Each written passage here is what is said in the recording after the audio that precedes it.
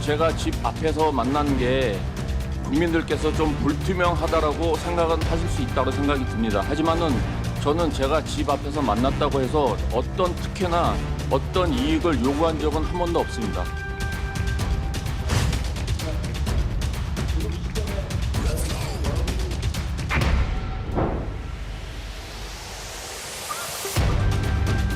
우리 한국 축구 대표팀이 이번 북중미 월드컵에서 16강에 진출했었다면 오늘 청문회가 열렸을까요? 아니면 열렸을까요? 16강 이상 됐으면 열리지는 않았을 거라고 생각이 듭니다.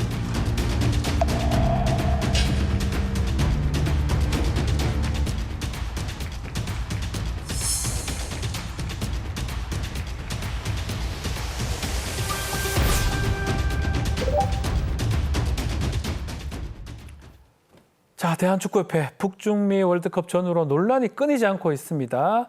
자, 근데 최근 경찰의 강제 수사에 이어서 10년 넘게 묻혀있던 외국인 심판 성접대 의혹까지 불거지면서 사면 초과에 몰려 있습니다. 축구협회 정상화될 수 있을지 K정책사용법에서 자세하게 알아보겠습니다.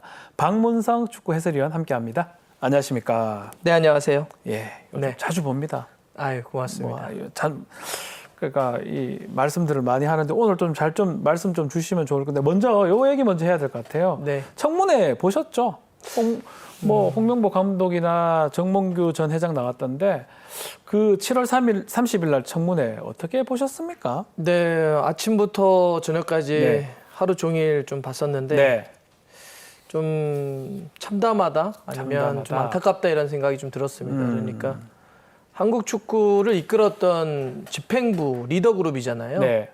이제 그런 분들이 나오셨는데 한국 축구가 이렇게 상당히 힘든 시기, 암흑기라고도 할 수 있는데 이렇게 이제 혼란한 시기에 왔는데 누구 하나 내가 책임지겠다, 사과하겠다 이런 모습이 보이지 않고 다 그냥 핑계를 댄다든지 피해 가려고만 하니까 우리가 한국 축구를 이끌었던 리더 그룹이 집행부가 저 정도밖에 되지 않았나라는 측면에 좀 참담했습니다. 참담함을 느끼셨다. 아마 많은 국민들이 그렇게 느꼈을 것 같습니다.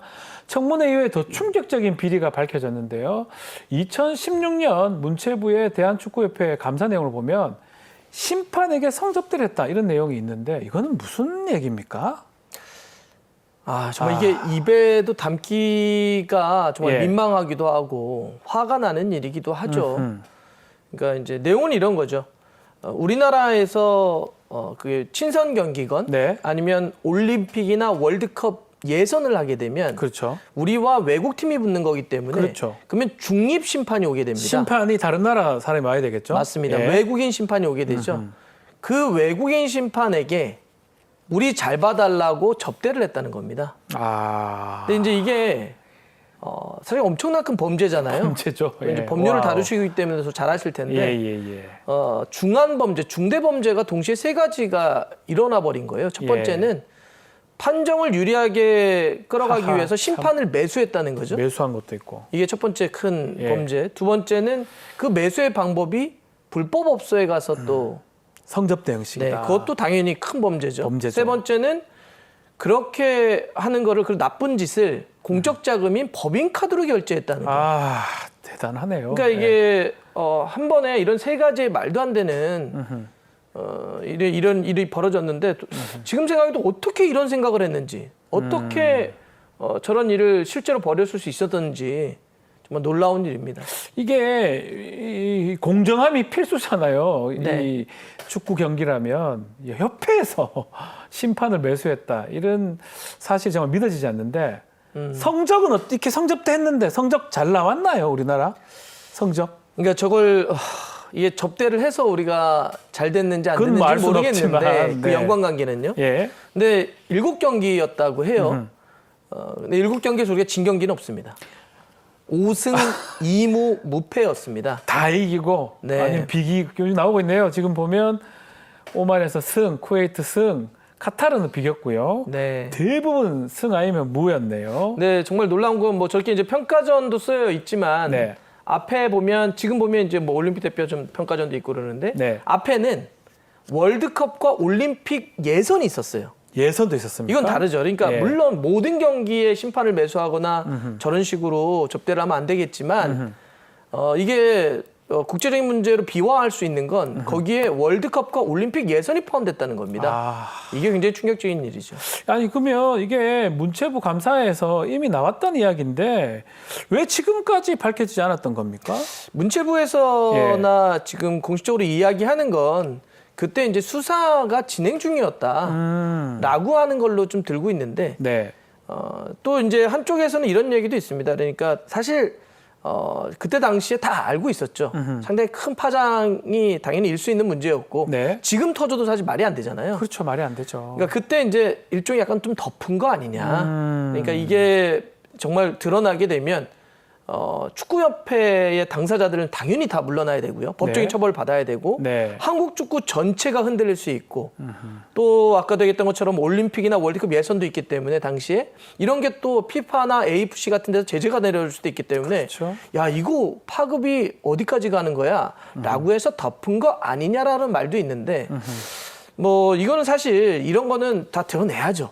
한 번은 다 밝혀낼 거 밝혀내서 다시는 안 하고 못하게 하는 게 중요하기 때문에 네. 뭐 이제 와서라도 밝혀진 게 좀 다행이라고 생각합니다. 그래서 2002년 한일 월드컵 할 때 우리 4강 갔는데 심판 매수한 거 아니냐 이런 얘기도 있잖아요, 사실은. 그게 얼마나 속상한 얘기입니까? 예, 말이잖아요, 사실 지금 그게. 이번에 이렇게 파문이 인 거와 예. 2002년 4강과는 무슨 구체적인 연관은 없어요. 없는데. 그런데 이제 이런 거죠. 지금 이 외신들이 다 타전을 하고 있습니다. 네. 가까운 일본은 물론, 그다음에 프랑스, 영국, 뭐 스페인, 웬만한 매체들이 지금 다 외신들이 보도하고 있는데 이제 이런 거죠. 이렇게 보도되다 보니까 밖에서 생각하기에는 그래? 진짜 2011년과 12년에 그랬단 말이야? 예. 그러면 2002년 월드컵 4강도 들여다봐야 되는 거 아니야? 그때도 의심스러운데 이제 이런 말이 나오니까 네. 얼마나 속상합니까? 그럼 정말 말도 안 되는 이런 일탈이 한국 축구 전반의 역사까지 흔들어 버리니까 정말 속상할 따름입니다. 이게 피파 윤리 강령상 위반 행위 시효가 지났다고 뭐 하더라도 국제적인 위상이 손상된 거는 이게 돌이킬 수 없을 것 같거든요. 어떻게 보십니까? 정확한 지적이십니다. 그러니까 사실 지금 공소시효는 피파가 뭐 한 10년이다 이런 얘기가 있습니다. 그러니까 공소시효는 지나서 제재가 어떻게 떨어질지 모르겠습니다. 네. 물론 AFC 아시아 축구 연맹 같은 경우는 승부 조작이나 심판 매수에 관련해서는 공소시효가 없답니다. 그러니까 나중에 어떤 법적인 제재가 떨어질 수도 있겠지만 더 중요한 거는 말씀하셨던 바로 그 부분입니다. 한국 축구가 그동안 쌓아왔던 이미지, 위상, 평가 그러니까요. 이게 한순간에 무너지는 거 아니겠습니까? 더 속상한 건 이런 거죠. 현재도 우리나라 선수들이 유럽에 많이 뛰고 있습니다. 네. 앞으로도 우리나라 선수들이 유럽에 많이 진출해야 가겠죠. 되겠죠. 그런데 유럽에서 그런 약간의 색안경을 끼면 어떻게 합니까? 한국 축구는 저렇다 이렇다 이렇게 이야기하면 이건 정말 누구 한 명이 어떻게 책임지기도 어려울 정도의 큰 사건이라고 볼 수 있습니다. 뭐 수사로 따져보면 수사는 쉽지 않을 것 같아요. 15년 전의 일이기 때문에 뭐 현행법상의 공소시효가 거의 한 15년이 최장 기간이기 때문에 네. 이게 공소시효가 만료됐다면 수사를 못할 것 같긴 한데 그래도 대한축구협회에 대한 전방위적 어떤 조사라든지 이런 것들은 좀 필요할 것 같긴 합니다. 어떻게 보십니까? 그렇죠. 다음에 하지 않게 하기 위해서 재발되지 않기 위해서라도 저는 이번에 명명백백하게 다 밝혀내야 된다고 네. 생각을 하고요.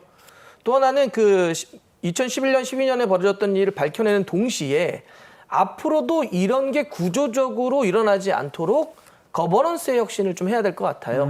지금 K축구혁신위원회가 뭐 축구협회장 선거를 포함을 해서 예. 많은 거버넌스에 대한 혁신 구조를 가져가고 있는데 이게 좀 더 과감하게 더 빠르게 이런 혁신 작업이 좀 이루어져야 될 것 같습니다. 혁신 작업이 너무 필요하다고 말씀을 주셨는데 자, 성접대 사건이 뉴스 보도를 통해서 알려진 뒤에 대한축구협회가 입장문을 발표를 했습니다. 자, 위원님께서 그 입장문 아마 보셨을 것 같은데 이 대한축구협회 입장문 어떻게 보셨는지요? 네, 뭐 사과문이라는 형식을 좀 띄웠더라고요. 네. 아마 보신 분들은 주말에 이제 올라왔는데 뭐 좀 순화하면 네. 속상했을 거고요. 예. 좀 더 격하게 얘기하면 정말 화가 많이 나셨을 겁니다. 사과문을 보고 오히려 지금 띄워지고 있는데 저기 보면 문구가 다수의 내부 구성원들조차 몰랐던 10수년 전의 일에 대한 보도. 아, 사과문에 이런 표현 쓰지 않습니다. 이게 적절하게 써놨네요, 그냥. 그러니까 이런 거죠. 우리 몰랐어요, 이런 네. 겁니다. 그리고 왜 옛날 얘기를 꺼냅니까? 이런 아. 얘기고. 지금 저 줄쳐 있지만 예. 뭐 지금은 안 한다고 이렇게 얘기하고 있는데 예. 곳곳에 예를 들면 전방위적인 비난 이런 표현을 씁니다. 아, 사과문에 저는 이런 표현 쓰는 거 처음 봤고요. 전방위적인 비난. 저런 이러한 표현 외부의 비난 이런 거 잘 안 씁니다. 질타 이렇게 네. 써져 있네요. 그다음에 저 사과문에 다만이라는 표현 써가지고 저는 제대로 된 사과문 본 적이 없습니다. 다만 협회는 현재 이와 같은 네. 부적절한 행위나 카드 사용은 안 하고 있다.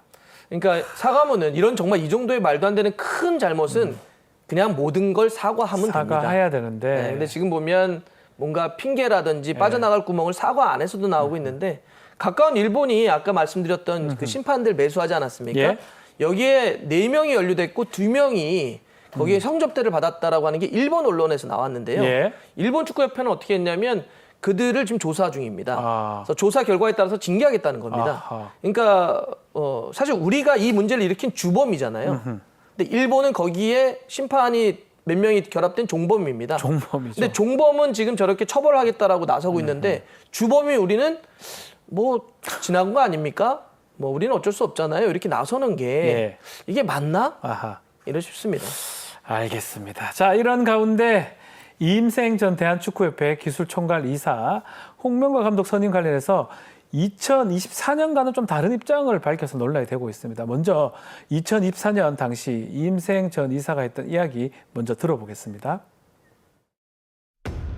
이거는 제 명예가 달린 일이라 꼭 말씀드리고 싶습니다. 제가 결정하게끔 부탁을 드려서 동의를 5분 다 받았습니다. 박주여 의원분은 아까 1분이라고 했지만 2분 44초를 통화했고요. 이거는 제가 사퇴하겠습니다. 하지만 절대 명예로서 제가 통화를 안 하고 동의를 안 받은 거는 절대 동의를 못 하겠습니다.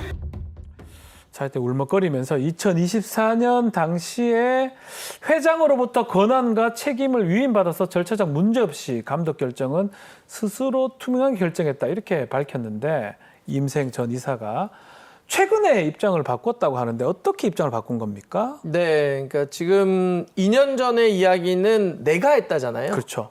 그리고 홍명보 감독을 선임하는 그 당시에도 기자회견을 하면서 뭐라 그랬냐면 이건 전적으로 내가 결정을 했다. 그렇기 때문에 정몽규 회장에게는 책임을 물을 것도 없고 정몽규 회장에게는 언급할 필요도 없다. 오로지 내가 결정했다 이렇게 됐습니다. 그랬어요. 근데 지금 2년이 지났고 과정에서 청문회가 2번이나 열렸고요. 북중미 월드컵은 실패로 돌아갔습니다. 예. 그러면서 책임이 이임생 전 이사에게 지금 쏠리고 있었죠. 네. 특히나 지난 2번째 청문회에서는 정몽규 회장이 나와서 이재정 위원장의 질의에 어떻게 대답을 했냐면 이거 결정 이임생 전 이사가 한 겁니다. 이런 식으로 했습니다. 네. 그러니까 이임생 전 이사 입장에서는 내가 모든 걸 뒤집어 쓰게 되겠구나 라고 생각했던 것 같아요. 예. 그래서 지난번 청문회는 캄보디아의 취업을 이유로 참석하지 않았잖아요. 사실 그것도 조금은 비겁한 것 아닌가라는 지적도 좀 많았었는데 그렇게 있다가 흘러가는 걸 보니까 내가 모든 걸 책임지는 구조로 가니까 이번에 한국 돌아와서 법률 대리인을 통해서 뭐 요약하면 이렇습니다. 제가 한 거 아닙니다. 아하. 정몽규 회장이 시켜서 한 겁니다. 책임 피하려고 그러는 겁니까? 그거는 뭐 법률적으로 아마 그러는 것 예. 같은데 우리가 지금 확인할 수 있는 건 뭐냐면 2년 전에 청문회에서 얘기했던 거와 지금 법률 대리인을 통해서 얘기한 건 완전 다르다는 다른 거죠. 얘기를 하고 있다. 2년 전에는 내가 했다고 지금은 누가 시켜서 했다죠. 근데 사실 이것만 놓고 보더라도 스스로의 말을 스스로가 지금 부정해야 됩니다. 예. 그러면 최소한 청문회 하나의 위증이 들어갔다는 얘기죠. 그렇죠. 그렇기 때문에 이 문제는 뭐 법적인 다툼이 지금 행정소송 중이니까요. 하겠지만 전체로 놓고 보면 제가 처음에도 그런 말씀 드렸는데 한국 축구를 이끌었던 수뇌부, 집행부들이잖아요. 예. 그럼 책임 있는 리더는 이런 문제가 있을 때 누군가는 제 책임입니다. 자기 책임이다. 제가 했습니다. 라는 사람이 한 명이라도 있어야 되는데 판이 이렇게 가다 보니까 이제는 결국은 폭탄을 서로에게 돌리는 이런 식으로 가는 게 참 축구 쪽에 있는 사람 입장에서는 너무나 안타깝고 너무나 속상하고 너무나 참담하다. 네. 이런 얘기를 드리고 싶습니다. 맞습니다. 자, 하루가 멀다 하고 축구협회 관련된 비리, 사건, 사고들이 계속 보고가 되고 있는데요. 자, 이런 가운데 이재명 대통령 역시 축구협회의 근본적인 문제 해결을 요구했습니다. 영상 먼저 보시겠습니다. 최근에 우리 국민들께서 관심 가지시는 게 이제 축구협회.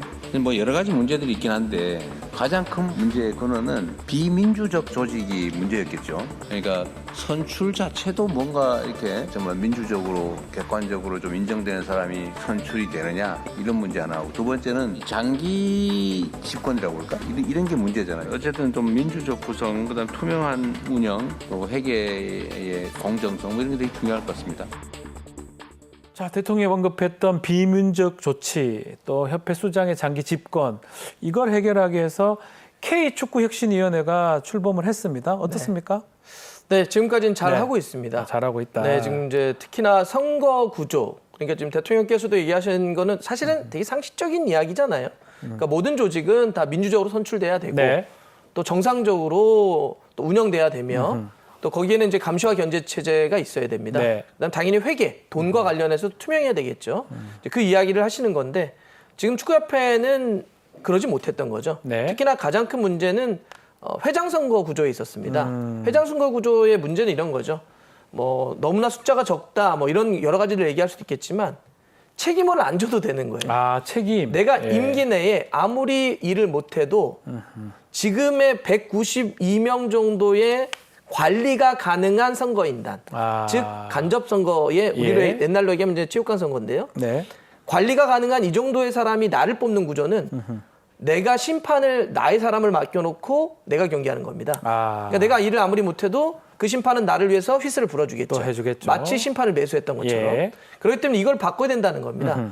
모든 조직은 다 내가 했던 행동에 대한 책임을 져야 됩니다. 네. 책임지는 구조로 지금 선거 구조를 바꾸겠다는 거고 K축구혁신위원회가 그 작업을 해내고 있습니다. 자, 지난 7월에 K축구혁신위원회 차기 대한축구협회장 선출 기한을 연장을 했는데 이게 왜 중요하다고 봐야 됩니까? 예, 그 기존에 있는 정관은 2달 이내에 선거를 그렇죠. 해야 됩니다. 그럼 되게 짧죠. 짧죠. 사실 그 2달 이내에 지금 선거를 해야 된다고 한다면 그대로 했다면 이제 한 몇 주 뒤에 회장 선거 했어야 됩니다. 지금부터 그때부터 따져보면 그렇죠. 네. 그러면 그렇게 선거를 치렀다고 한다면 그냥 기존 방식대로 192명이 또 관리 가능한 그들만의 리그에서 그들만의 심판들을 뽑아서 그들만의 선거를 치렀을 네. 겁니다. 그렇기 때문에 회장 선거를 최대한 다 플러스하면 최장 8개월까지 연장을 시킨 건데 아. 이거는 거버넌스 구조를 혁신한 다음에 올바른 구조를 만든 다음에 선거를 하겠다라고 하는 거기 때문에 그렇게 선거와 관련한 날짜, 일정을 조정한 것은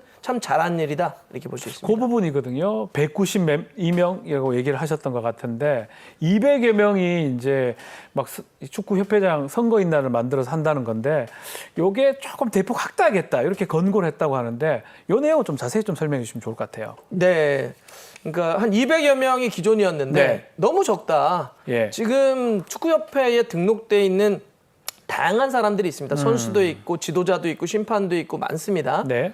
이런 사람들 다 합치면 수십만 명이에요. 아. 근데 200명이 대표하는 거는 좀 안 맞는 너무 것 같아요. 적잖아요. 예. 그래서 최대한 늘려보자라고 했고 이번에 K축구혁신위원회가 몇 명까지 늘리기로 했냐 공고했냐 2만 명까지. 2만 명. 이러면 와우. 상당히 늘어나는 거죠. 예. 그러면은 거의 뭐 100배까지 늘어나는 거고 그 2만 명에는 이런 겁니다.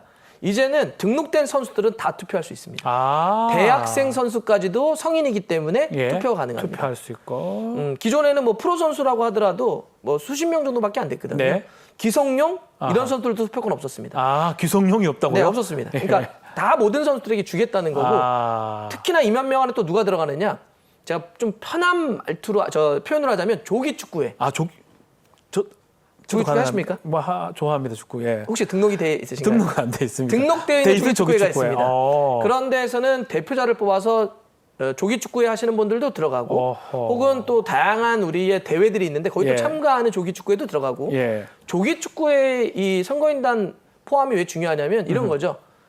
우리와 같은 상식을 갖고 아. 있는 사람들이 똑같은 관점에서 그 안에 들어가서 우리의 똑같은 상식을 갖고 있는 지도자를 뽑을 수 있어요. 그동안은 관리가 가능한 사람들이 선거를 하다 보니까 민심과는 완전히 괴리됩니다. 달리 됐죠. 그들만이 이때까지. 이상한 생각을 예. 하고 우리가 완전히 괴리됐었는데 이거 민심과 선거인단의 그 흐름을 여론을 맞추겠다는 겁니다. 그런 점에서 이 2만 명의 확대 그리고 우리 옆에 있는 친구와 같은 조기 축구회 분들이 들어간다는 것 이것이 상당히 의미 있는 일이라고 할 수 있습니다. 근데 문제는 이게 개혁인데 반대하는 세력이 따르게 마련이거든요. 지금도 지금 반대하는 분들이 많다고 하는데 반대하는 사람들 어떻게 설득할 수 있을까요? 2만 명 한다는 거. 뭐 물론 안으로 네. 들어가면 지금 시도협회장들의 일부 지난번에 시도 축구협회장들이 싫어한다고 합니다. 그렇기도 예. 하고 정몽규 회장과 구체제에서 축구협회를 이끌었던 사람들이 아직도 축구협회에 남아 있습니다. 네. 당연히 저항하고 반발하죠.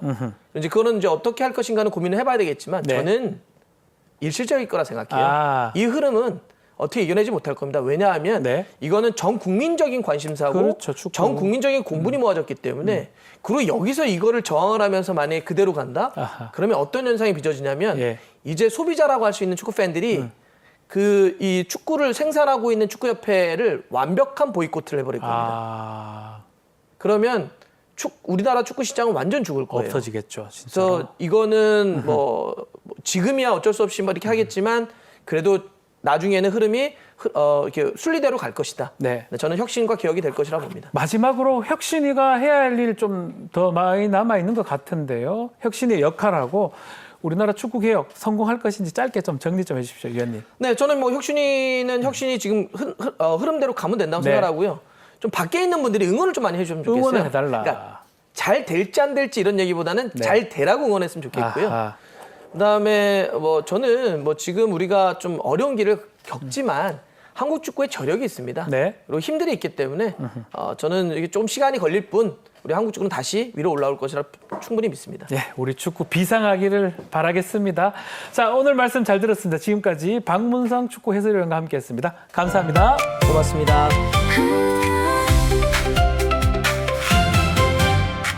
KTV